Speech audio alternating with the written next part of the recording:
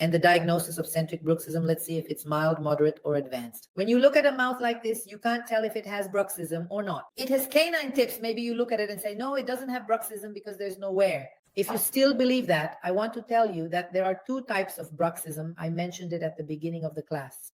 The rhythmic movement, which is the grinding movement, and the clenching, which is the centric or tonic type, is when you just clench, do this with your hand now, and do it like this. Like this. When you do this and apply force, your biceps feel it. It's as if your temporal muscle were the biceps here, see? By doing this, you will feel the temporal muscle of a patient who has centric bruxism. Tonic, it's a patient who, when you press here on the temporal muscle, it hurts. They scream in pain. And this pressure here on the temporal muscle is the second step of the differential diagnosis that I will teach during the advanced dentistry week, which is extra and intraoral evaluation. Evaluation of this musculature, which today often the dentist does not do, forgetting the head and neck musculature. So look at the 360-degree medical record. It has the right questions. You can do this on paper or via a Google Forms link for your patient to fill out at home or in the reception area. And with all this, we can then have the x-ray of bruxism. I can compare the diagnostic plate to the endodontic x-ray. It's the x-ray of bruxism. You don't do a subperiodontal scaling. You take an x-ray because you want to see where the calculus is. So I want to see what he is doing during the night. Said and done, centric bruxism. What's centric bruxism? It's where he clenches more and grinds less. Most likely associated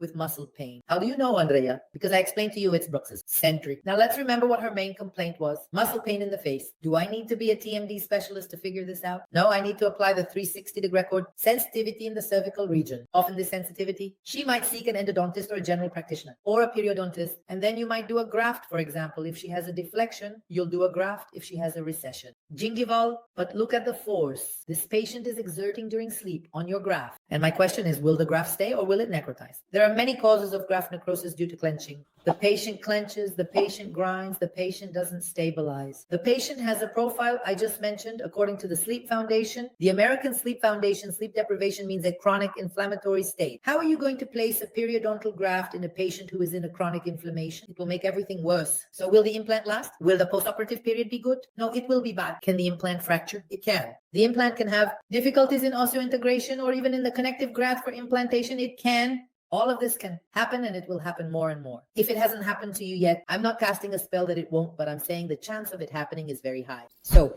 if you want to know more about these topics, start following me and share with more dentists.